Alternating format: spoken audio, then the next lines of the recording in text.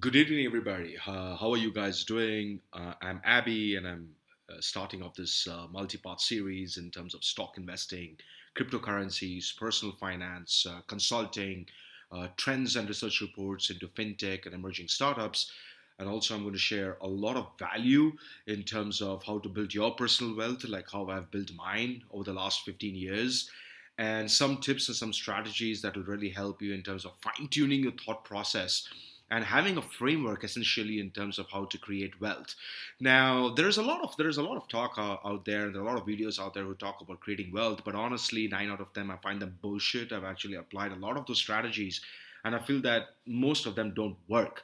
So I have created my own playbook and a kind of a Bible, so to speak, that I have battle tested over the last 15 years, and I'm looking to share this all with you guys so you can make informed decisions backed by research and essentially create wealth that compounds over a period of time that leads to meaningful work, meaningful happiness, and essentially a great life.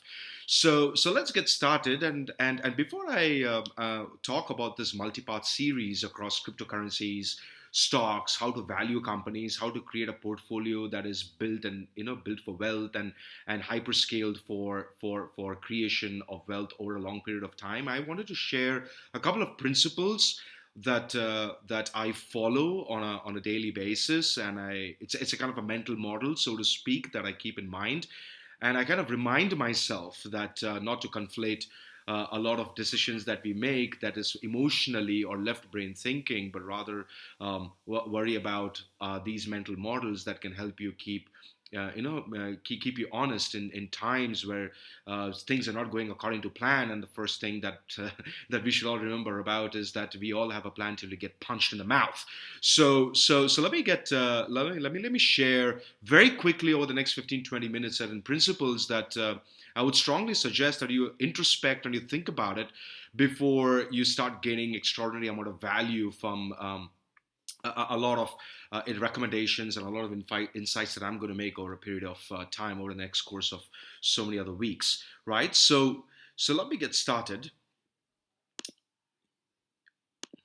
right? So I want to take this opportunity today with you guys to talk about principles of success in life and work, and these are all kind of stories and that I have faced over the last 15 years, and I thought that it'd be extremely valuable for sharing with you guys as well, and I hope that some of them you can actually resonate with in your personal life.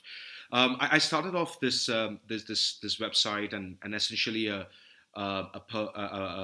newsletter where you can subscribe, and you will get weekly and monthly access to new recommendations as well as strategies in terms of rebalancing your portfolios in order to generate the alpha that you're looking for, and those investments certainly that I have done in my portfolio, and I can share with them, share with you guys. I'm super happy to answer any kind of questions and any kind of comments that you guys have, right? So without any further ado, let me talk about my background, right? So I'm a master's in finance and economics, and I started off my career way back in when I was 21, 22 years old as a banker in merger and acquisitions, which essentially made me very good at math, right? So I understood creative accounting, I understood financial engineering, which gave me the impetus to think in different ways, right? How it's not what the numbers are, but what the numbers are telling you, and that was very important for me initially in my career to understand how do you think about numbers, and how do you think about investments, and how do you think about personal success per se, right?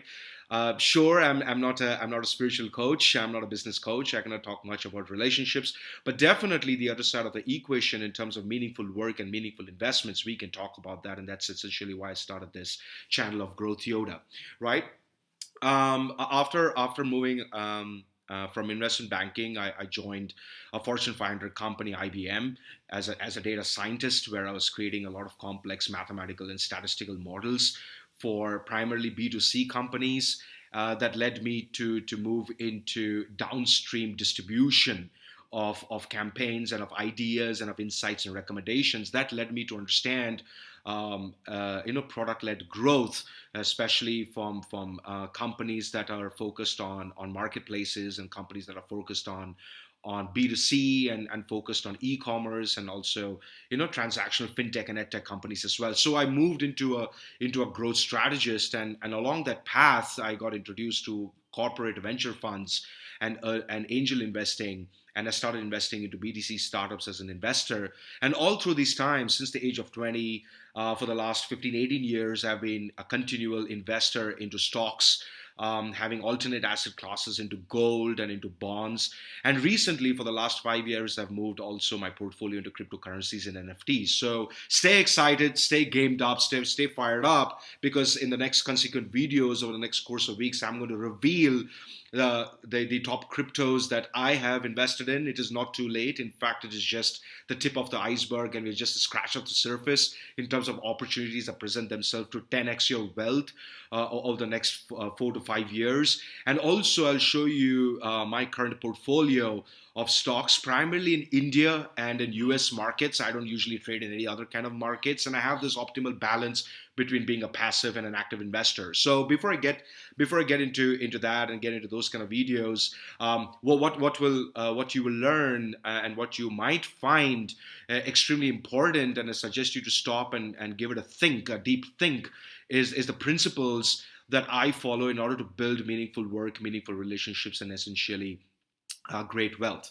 So that's my background, but this is the background that you will find me on LinkedIn. This is the background you will find me on the internet, but there's a background that you don't know. And I'm more excited to talk about this because I'm sure a lot of you might resonate from the background that even I come from. So I came really from a poor family. I didn't have a dad. My mom was a sole breadwinner of the family, an income earner.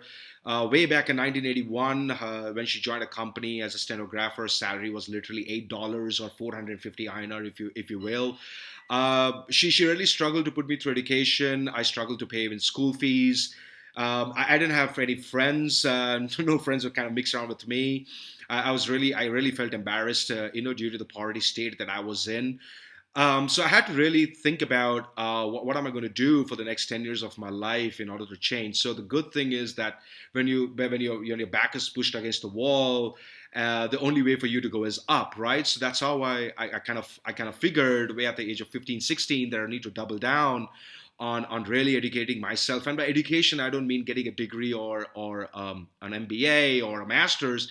It was more about getting quality education from the people who mattered and who can also put me in the path of an intellectual superiority, right? So I focused on educating myself. For the first 10 years, for the entire decade, I worked 16 hours a day. I had a massive burn. I did not have time spending with people. I did not spend quality time. I really focused on work and creating wealth. And since the first day, the first paycheck, I received, super happy I was receiving the first paycheck, I started investing every additional penny net of expenses into the markets to understand how they actually work, right? So you might kind of resonate the fact that the kind of problems I faced was all of them, right? I did not have money. I did not have any kind of meaningful relationships. I did not have friends. I did not have any kind of personal connection or love in my life, so to speak. My finances or my background and my parents' finances were complete disarray. And I really didn't have time to live a little, so to speak. So the outcome of these kind of problems is really having an incredible headache, right? And that's how I exactly felt that you're seeing right here. I had to kind of figure out how to change my game here. And this game, I did not want to play that others played. I wanted to play my own game. So without any kind of confusions, I kind of felt that I must invest in quality education, I must invest in meaningful work, and I must invest in meaningful relationships. And this was what I felt I did right in order to come from a negative cash flow to making, $1 million plus over the last 15 years in US dollars, of course. And I felt that this three-part pillars of having great education, great work, having fantastic colleagues, having a great boss who always, kind of mentored me and put me down the right path, and along with having meaningful relationships is one of the key parameters that I find that I'm achieving success today, and I feel great about myself. So, what went right? So personal investments, I have spent enormous amount of time in the markets. I am not a day trader. I'm not a speculator. I'm an investor. So I do not focus on investing $10 and making $100 in year one. In fact, I focus on investing $100 and making 20% returns over the next 5 years. That's how I think about personal investments. You might have heard that the ninth wonder of the world is compounding. So that has worked in my favor. And there are a lot of strategies that I'm going to reveal in the next videos about how to take advantage of this compounding factor over a period of time. The second one is what went right was I had a great network of smarter people, A-plus players who were better than me, who were humble enough and with extraordinary amount of humility to share their experiences. So I had a great network of smarter people. There's a quote or there's a saying that you're only as good as the 5 people you hang around with. I think that's entirely true. But of course, your network doesn't need to be 5 people. It can be 500 people for all I care. But I think having an extraordinary network of people who are smarter than you is essentially one of the key pillars of success. And finally is the KST is what I call it, which is knowledge, skills, and talent, exactly in that order. So I invested a lot in gaining extraordinary amount of knowledge and skills. Talent is an outcome of what you're passionate about. There's this thing I think that don't do what you're passionate about, but love what you do. That becomes your passion, right? So that's what I focused on in the last 18 years, and that is what has gone right for me.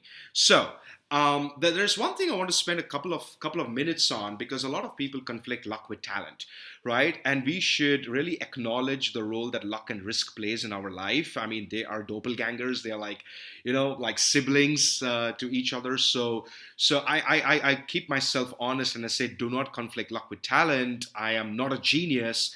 I don't take extraordinary amount of risk, but I'm not risk averse either. So I look at predictable risk, where I cannot estimate, but I can guesstimate what is actually going to happen in the short term to medium term to long term, and that's a function of having knowledge and skills. And I usually do give a lot of time to things to work out, right? I'm kind of cognizant of the fact that when you give time for certain things to work out, they actually do. So the millennial or the Gen Z mindset of instant gratification is something that I would strongly suggest not to embrace. So delay gratification, have patience and persistence and grit in the market, and you will realize that your wealth is going to compound much faster than you think over a period of time.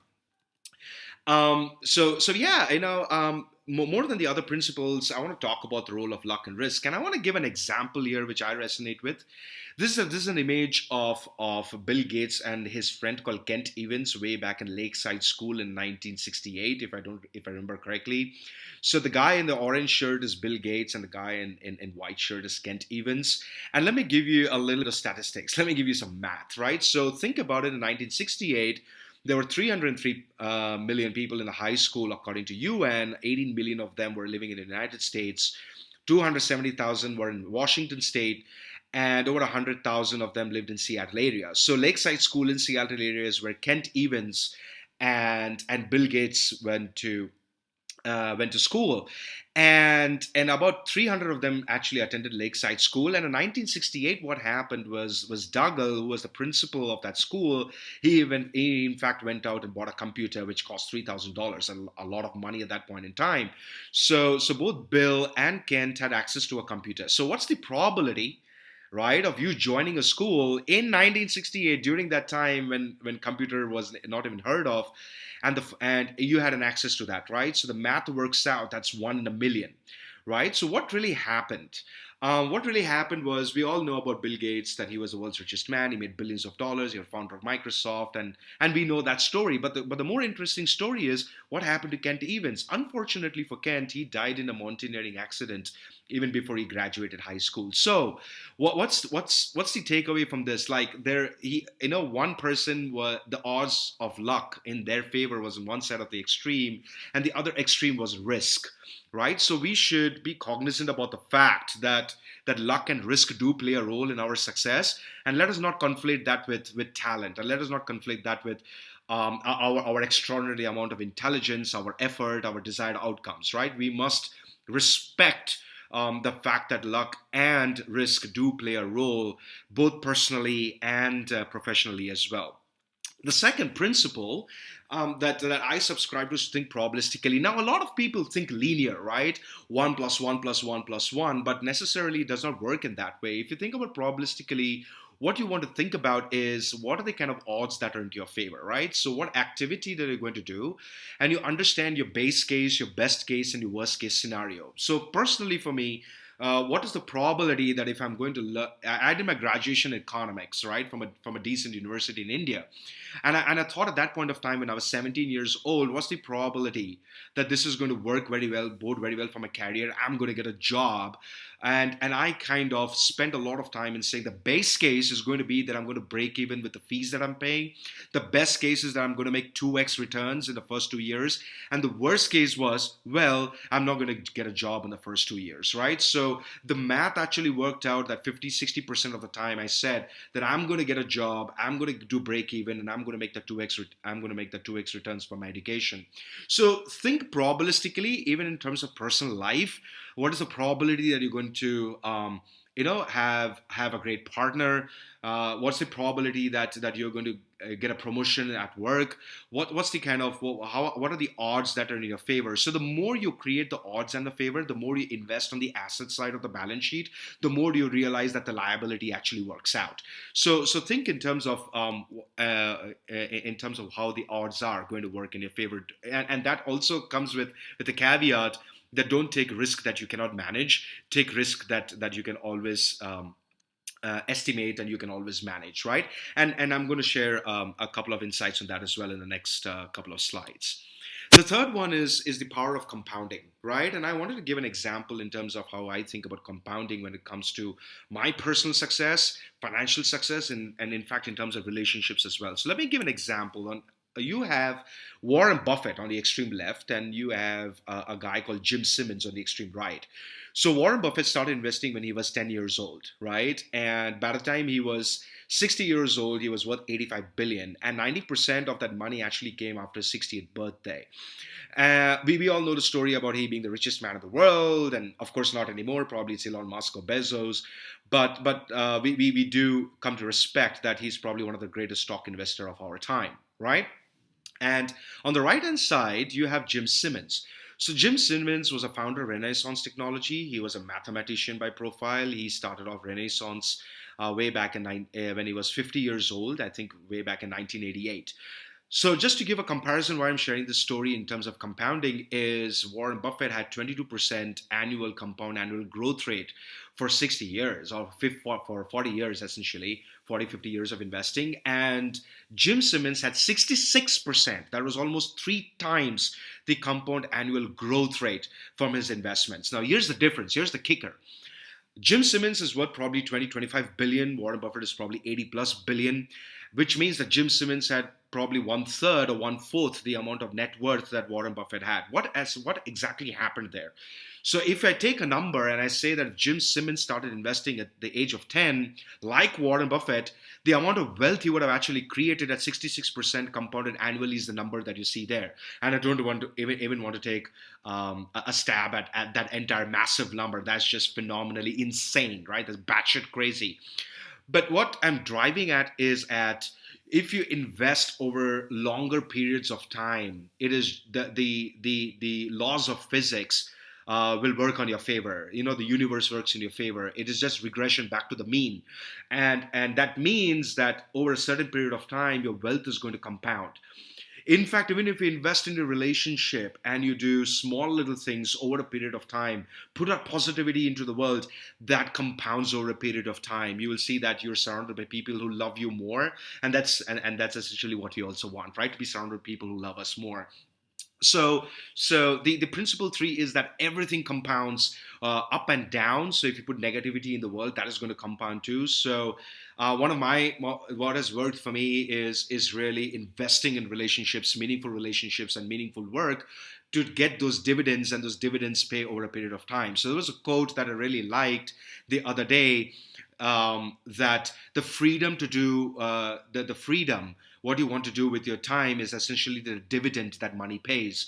So we want to think in those ways as well, as to think in the long term and let time do its magic. The other principle for success that I follow is play the game that suits you, and everybody plays a different game. Like, you do not want to compare yourself to Elon Musk and say that he's a first principle thinker, so I'm going to be a first principle thinker. I mean, that's the ideology, but you don't want to be an Elon Musk because he's playing a completely different game, and you want to play your game that suits you, that you are comfortable with. So if you have an objective, if you have a goal that you want to achieve in life, both in terms of personal wealth as well as personal success, or being an entrepreneur and hitting it big in corporate, or even being a freelancer, or even having a great relationship, you play the game that suits you, that is comfortable for you. Don't play someone else's game, because trust me on this, and this comes from real experience. Everybody's playing a different game. And Malcolm Gladwell, if I remember, he had this video, and he was talking about the relative deprivation theory, right? So if you start playing someone else's game, you deprive yourself, because it's not in absolute terms, it is more in terms of relative terms. So you don't want to do that. You want to you want to compete with yourself. You want to do 1% better every day. And remember, 1% better every day compounding for next 10 years is just absolutely phenomenal for your own personal success. So you want to not compare yourself to other people, but you want to play your own game, right? The next one, I've actually talked about this a lot, and I want you to kind of tattoo this into your brain, right? I want you to tattoo this into your hand, if that makes sense. But for me, meaningful life in the last 18 years, what I've realized is really coming from meaningful work and meaningful relationships, right? And these relationships span across corporate relationships, or in personal relationships, relationships from school, from university, or even till today, what I invest in having other kind of relationships as well. But as long as they're meaningful to me, and as long as the work is meaningful to me, I've realized that I have a meaningful life, right? So it goes back to the adage that don't try to do something only for money, or don't try to do something only because of passion. If you love doing something and that is meaningful work, that will eventually become your passion. And if you do that, and if you do it on a consistent basis, and you are and you kind of a master of your craft, you will find that wealth will follow you. At least what has happened for me, coming from a poor family, the universe has always found me. So I strongly believe to invest in meaningful work and meaningful relationships that leads to a meaningful life. Look out for the long tails. So long tails is like a distribution curve, right? So you have 80% of your life determined. That's what we believe, that determined by 20% of the events that we do. But what actually happens is the small amount of events, the long tail, actually has a majority of impact on our life, right? So it's like a fulcrum effect. It's like a lever effect. Small changes that we do, positive changes do over time, has a disproportionate amount of effect over a longer period of time. So think about the long tails, right? So let me give you an example of a long tail. You have an opportunity to join a project that may not be super important to the company. It may probably just contribute 2% or 3% revenue to the company. But the growth potential, the growth potential is 50% year on year. So if you think about compounding the long tail over a period of time, you can grow 10x, or you can grow 5x along with this business division over a period of time, right? So your knowledge and skills augments the long tail that sets you up for professional success. So that's how I think about it, that if you invest in one relationship and that relationship is a meaningful relationship, that small event, the small decision that you've taken has a majority of impact in your personal life, in your happiness, and in your stoicism, if you may, right? But it gives you that extraordinary amount of springboard and rocket fuel that you're looking for in your entire life. So there's only certain events that has worked for me. For example, I've invested a couple of years in education. I have invested a couple of years in losing money in stock markets initially. But that small event, that small investment that I've made has really seen through my professional success over the last 15 to 18 years, right? So think about the long tail. And the best example of a long tail is the pandemic, right? We never saw it coming. But the ones who took opportunity to invest during the market fall in the pandemic probably has come out of 100%. That's what I have did. I have invested last year, March. That was way back in, if you're watching this video, in 2021. I invested in March 2020 into Sensex, and in 9 months, I literally had a 120% ROI for my investments, right? So that is the long-term event that you want to think about, and they happen more often than you actually think. have a safety net. I mean, the way I thought about my personal finances, like I don't come from a trust fund. I'm not a trust fund baby. I don't have like my father stashed up like $100 million of bitcoins somewhere in Switzerland. But how I thought about it is three parts, and I'm going to say this in Hindi, which is national language of India, but I'm going to translate it to English, and that's going to make a lot of sense to you. So in Hindi, it's called roti, kapra, and makan. And roti is basically food. Uh, Kapra is clothes, and makan is a shelter above your head. It's like home, right? So you have your food sorted out, you have your clothes sorted out, which is essentially your lifestyle, and you have your home sorted out, right? And there's different ways you can think about this, right? You can say that, you know what, I have a specific lifestyle that I cannot compromise below, right? I want to have a specific lifestyle over a longer period of my time. Food is not an issue. I can live in decent amount of food, and in terms of home, I can either think about ownership or I can think about rentship, and these are certain personal finance strategies that I'm going to talk about in my consequent videos of how to think about rent versus ownership, right? In different kind of a contexts, especially from inflation adjusted and other kind of financial metrics that I look at, and what have I invested in to look at free cash flow over a period of time. But I segued into a whole different part. But what I'm essentially trying to say is that your burn rate always has to be consistent or lesser than your income rate, and this is the problem that people have an issue wrapping their head around. So they want to always keep increasing income, and the burn rate keeps increasing, which means that expenses, the lifestyle gets better period of time. You could do with one car, but now you want to have three cars. You could do with one home, but now you want to have a vacation home in the Hamptons. So this is not worked for me though. So I just and if you're like me, and if you come from a poor to a middle class background, you would actually appreciate what I'm coming here, which is to create a bank balance or to create wealth or create net worth, the dividends of which can sponsor your life that you're looking for, right? So have a safety net, and I'll talk about that in my personal finance channel and my stock investing channel, and kind of connect the dots about how to think about that. But the takeaway from this is the most important part of a plan is planning the fact that your plan is not going to go according to plan, right? So just kind of introspectively think about that. Your goalpost cannot be a moving target, and that essentially means that you have more greed, right? So let's say you would probably be like, you know what, if I had $1 million and I have invested in a couple of places and I'm pretty sorted out, what are the kind of ways I can convert that into 10 million or 50 million or 100 million? And that's not a bad thing. That's not a bad thing to create more wealth. But is to know when is enough is enough. It's to say no. I mean, it's to live your own life, and to basically determine the outcomes that you want. I mean, your goalpost cannot really always be a moving target, because along with that comes a lot of cortisol levels and a lot of stress. So know when is enough, and play the game that you want to do, which I spoke about before. Play the game that suits you and stick to your financial lane. And trust me, over a period of time, just like me, you're going to succeed. The final two principles of success is I think is very interesting for you guys, which is, and if there is one principle that you want to take away today and kind of never forget about it, is please do not spend money what you don't need.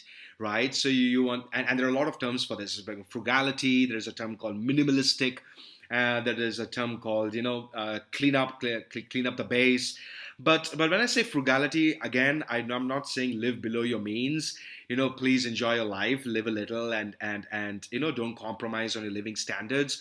But please don't spend money on what you don't need, right? I mean, if you want to buy an Omega watch, go for it. But does that necessarily mean that you need an IWC or you need a Breguet?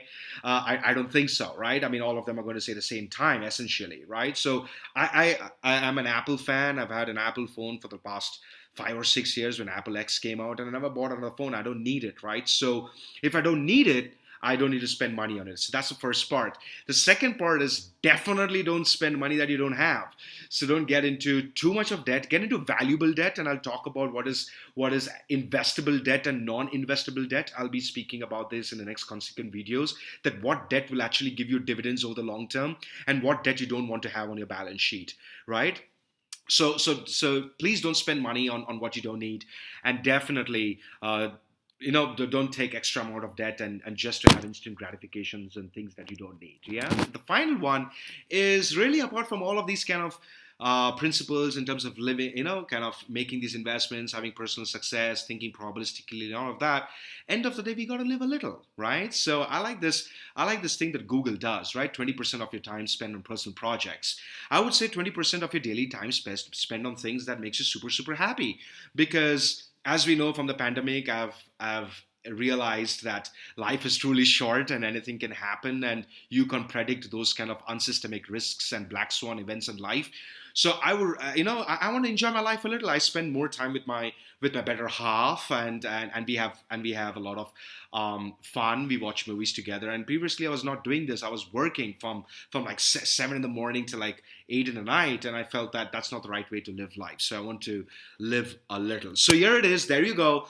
In the last 15-20 minutes, certain principles of success both in life and work that is worked for me over the last 18 years. And in the next in the next video, I'll be sharing the same as business commandments, where there are top 10 principles that will help you succeed in work. It can be entrepreneurship. It can be you being a freelance consultant. It can be you having your own business, or you are in corporate and you want to move up the ladder, right? So I moved up in the last 15 years. I started off being an analyst, and I moved up into a CMO role, right? In 15 years flat, a lot of people achieve those kind of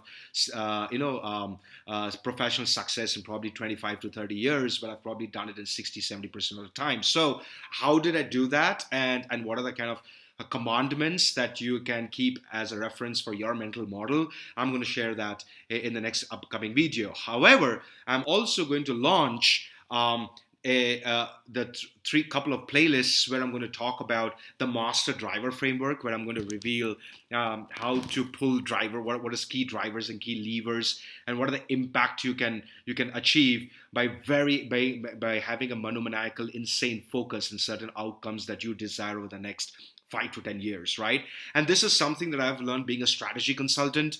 And I was a strategy consultant for Fortune 500 companies like IBM and Accenture. And there are a lot of business frameworks there that I've actually that I've actually used in my personal life. And I found that to be extremely simple, extremely easy, but just can make things much more better, easier, and faster for you. The second part is I'm going to share on a monthly basis the recommendations that I have in my current portfolio. Some of them are active recommendations and some are passive, that generate wealth over a period of time.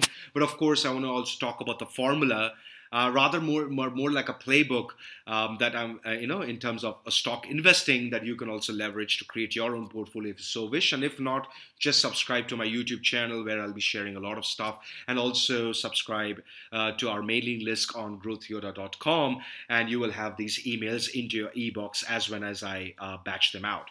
The third one is, way back in 5 years ago, I started investing in Bitcoin and Ethereum and other cryptocurrencies.